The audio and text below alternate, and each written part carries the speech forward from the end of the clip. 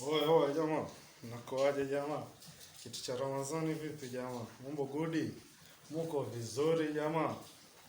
Kwanza, naanza na mwanzo hapo. Hii video kidogo itakuwa tofauti, kidogo itachanganya vitu, kidogo itakuwa na uncertainties. Lakini the goal ni kufind answers to certain questions that probably I feel men wako nazo. I feel. Correct me if I'm wrong. So kuna watu tutawatag Instagram so that we have a discussion on it. Sasa jana waliokuwa na namba zangu za WhatsApp, kuna video nina post na nasikia pia ilikuwa Twitter na wapi. Kuna ile chat spot, if you know about it. There is chat spot, poleni. So wajua mimi sikosi kukosea. Sasa four women discussing and one of them was like, okay, mimi siwezi. Mmoja kwanza alienda vibaya, akasema bana mimi nasoma primary, nikasoma seko, nikasoma, alafu nije nipikie mwanamume ama ni baba hiyo tutaidiscuss kando. Hapa sasa what I'm trying to do today is bukata. So there was a point which I've seen Reload Nusrat amezungumzia, Salma amezungumzia, Husni pia kwa live zake nimechukua. I don't know them sana. Nimeanza hii Ramadhani actually ndo nimeanza kuwa poa. Hii Ramadhani yani ndo nimeanza kuwa follow, let's say, na nikawasikiza. They have very good points, mashallah. Allah wazidishie, wazidi kuendelea, mashallah. Wallahi vitu vya kufungua akili. Yani ukiingia lazima utafunguka akili. Ushaona? Lakini sasa kuna some points ambazo kidogo za nikoroga akili. Kidogo yani. Ya kwanza ambayo ndo ninakumbushwa na mmoja muhimu sana. I've had all of them. Jana Salma alikuwa na live, nikaingia. And I had her say kuwa watu waitumia dini to their how it, yani inapowafaa to the extent mpaka hapa, hii dini yanifaa mpaka hapa, hii nyingine twasahau. And akasema pia kwamba masheikh they do the same. Sasa my question to all of you guys is, maybe I'm trying to understand how do sheikhs use dini in that form. Nataka kuelewa hilo kwa sababu the moment you say kwamba masheikh watumia dini to this extent, na correct me if I'm wrong, that's why maybe nafanya hiki tu, na that's why nitawatag so that you correct me, is kama utasema sheikh watumia dini to some extent, at least let it have a supporting statement. Paka sasa sijapata supporting statement. Of course mtakuwa munazo, na ndio maana I'm trying to figure out ni zipi. Another thing is this issue about wazazi. I think imekuwa ikisumbua sana hii ya mama na nini. I think imekuwa ikiwa na issues sana. I feel yani every day we discuss the position of mama na mke. Every time nasikia mtu ameoa, it's mama na mke. We do realize kwamba na hadith sawa tumeambiwa ni dhaifu, lakini tuichukue kimaana. Tulipoambiwa janna iko wapi? Chini ya nyayo za mama zetu. Sio?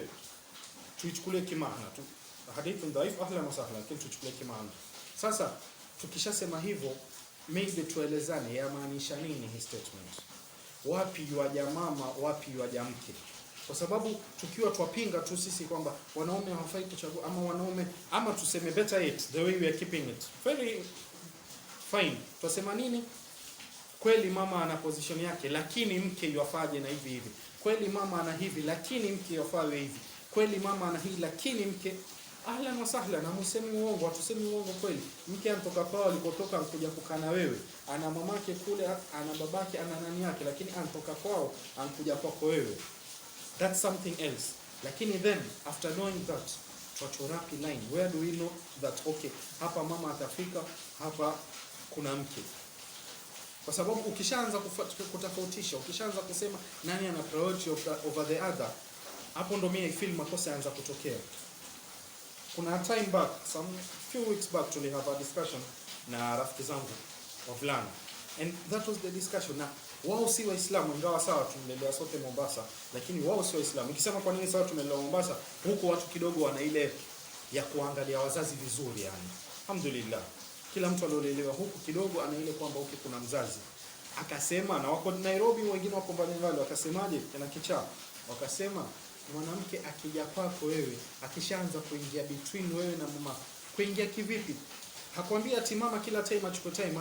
Lakini ulikuwa ongea nani labda saa 4, ulikuwa unaongea na mama. Wewe na mamako mlikuwa mfanyeni, nilikuwa na wewe na, are you getting? Kweli kuna things za jealousy na nini, lakini huyu mama, we don't know mama amepitia nini, we don't know what mama yotaka. Are you getting? Sasa tukisema kwamba we need to draw the line between a mother and a wife, we need to know where to draw.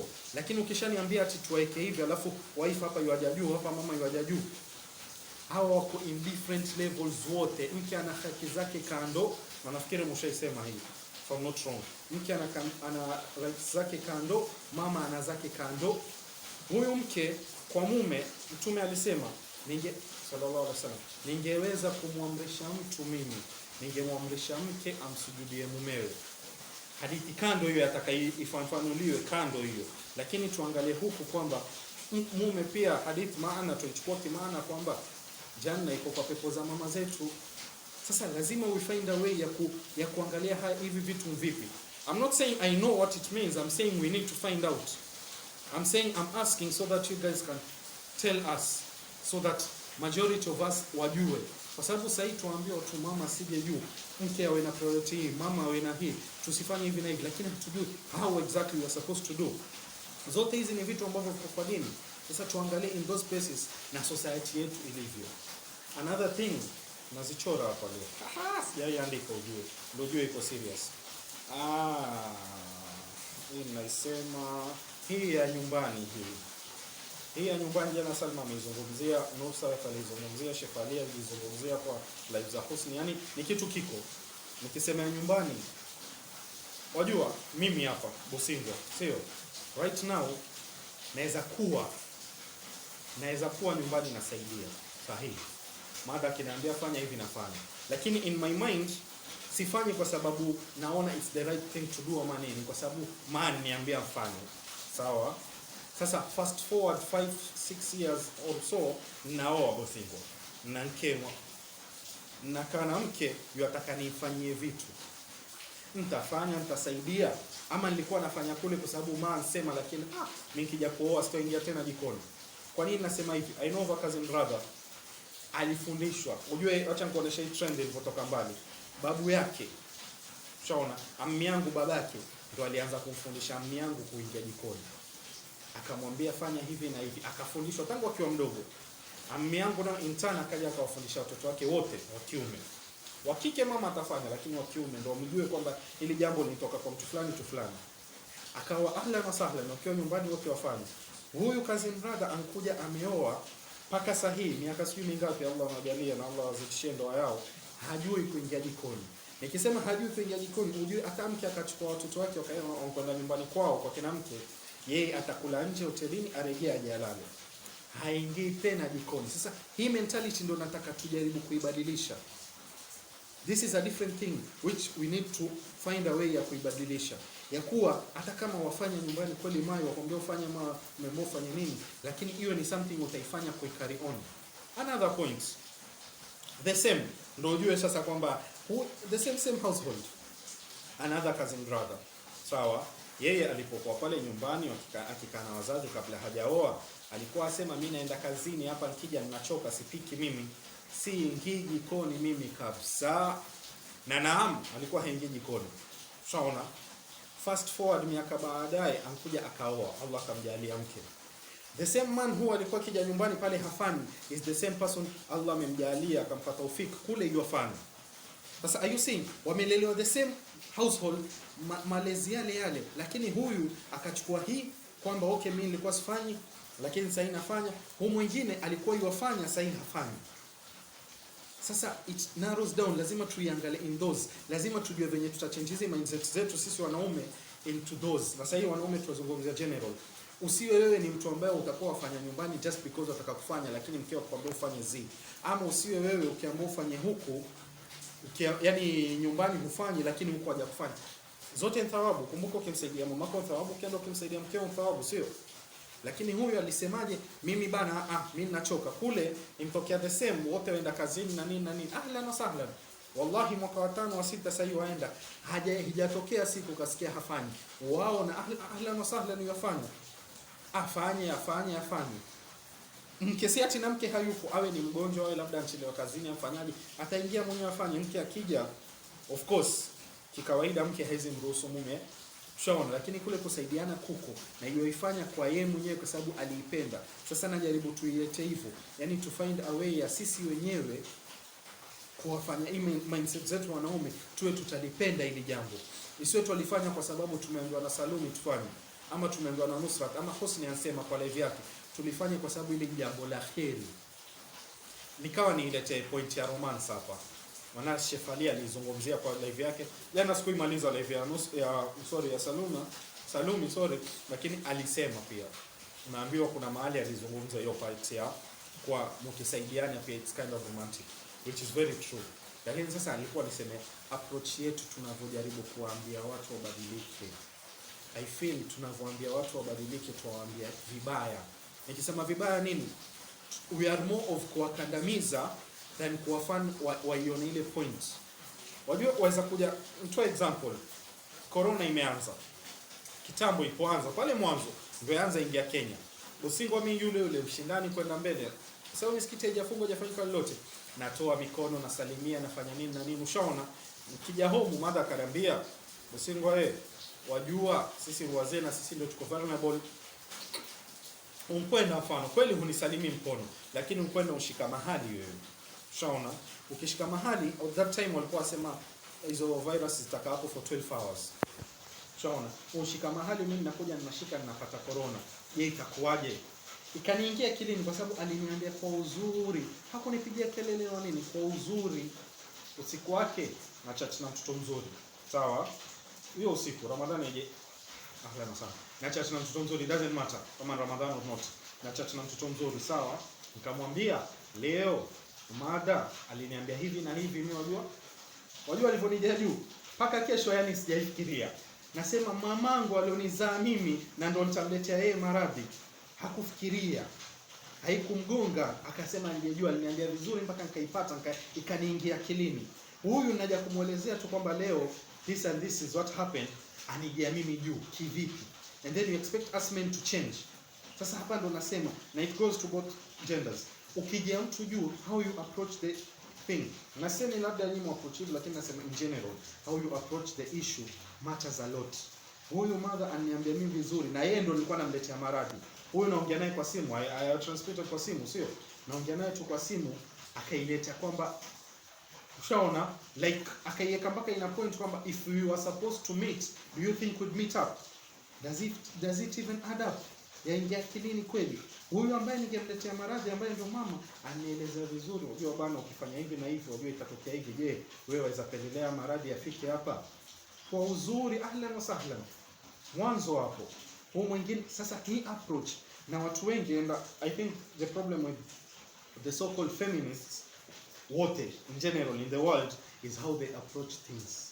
How we approach things. Wallahi za kuwa mwambia mwanamume ingie jikoni, lakini kwa sababu utamwambia nani anasema hizi kazi za wanawake? Nani anasema hivi? Kwa nini mimi fanya hivi na ninasoma? Kwa nini watu waone jamaa shida iko wapi? Wake wengi utaenda kuongeza mke wa pili, kaongeze. Ahlan wa sahlan, kama ninazo naweza ongeza mke wa pili. Kesi baadaye kwa Allah, hayo mambo mengine ya kusema reasons kwa nini mtu ongeze mke na nini au mambo mengine. Lakini how are we approaching this thing? Ukitaka kusaidiwa lazima uje na approach nyingine nzuri. Sawa? Jamaa sasa I am trying munisaidie hapa, yani tusaidiane kimawazo. I know sasa mambo ya mavideo na nini, lakini such things zilikuwa zataka actually a forum ambapo watu watakaa, watu wa discuss. Hii discussion sasa ndo nasema we need to have a forum. We need to have a forum where we are addressing this issue in the atmosphere ambapo tutaelewana, ambapo mtu ataona kwamba hili ni jambo la sawa, ambapo mtu ataona kwamba hii si mambo ya culture, si mambo ya nini, lakini ni vitu viko. Tunaona tusilifanye kwa sababu wajua, ukija kumwambia mtu kwamba culture, atakwambia watu wamfanya. Sasa ukija kumwambia kwa sababu wazazi wetu wafanya ndio sisi tufanye, imaanishe sawa. Approach na rejelea tena, approach yetu needs to be a bit positive. There was a time, just to wind up, there was a time, I don't remember what was the topic. I think ilikuwa kuhusu mama na nini, kwa nani ya Nusrat. I remember I even talked to her about it kiasi. Shaona ilikuwa hii mambo ya ilikuwa kwa Insta story.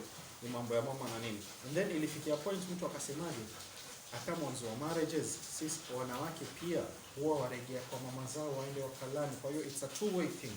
Sasa ndio vitu kama hivyo. Kwa hiyo tukilifanya hili jambo, tuliangalia approach yetu ndio tuweze kuchukua watu wengi. Ukishamwambia mwanamume mimi bana si kazi yangu kupika, mimi si nini, waona wewe atakusaidia. Ushaona?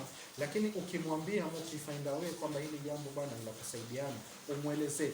Na rafiki yangu aliniambia siku moja, akaniambia mimi huwa namwambia mwanamume sijui kupika, kama yuaja kwangu ataka kunioa nataka nini, aje kwangu akiwa yuaja kwangu mimi, si yuaja kwa sababu najua kupika. Na wallahi akaniambia ikiwa mtu atakuja hivyo, mimi nitamweka, nitampikia, na kiwa yapenda kitu nitakijua kama nilikuwa sikijui. Shaona? Sasa such things ndio mtu huyo apata ile imani. Si wote, lakini tuongelee ile. Sisi tulikuwa tunasema hii 70-80% ya watu wengi ambao wote hawana ile jambo. Sasa mimi nazungumzia hao. Sizungumzii wale ambao wafanya, nazungumzia hao ambao wasema kwa nini? Kwa nini mwanamume ingie jikoni? Kwa nini mwanamume afanye hivi? Kwa nini mwanamke yuko? Hawa ndo nataka tuangalie away ambapo tutawashika na kuwafanya, si kuwakandamiza, bali ni kuwavuta karibu kwa uzuri, tuwaeleze hili jambo ni hivi, wajua ukifanya hivi kuna hii na hii, ukifanya. That's all I'm saying. Correct me if I'm wrong. Na kama nakosea mtu pole sana, lakini nataka hii discussion tuwe nayo inshallah. Shukran jamaa, pamoja sana. I'll see you.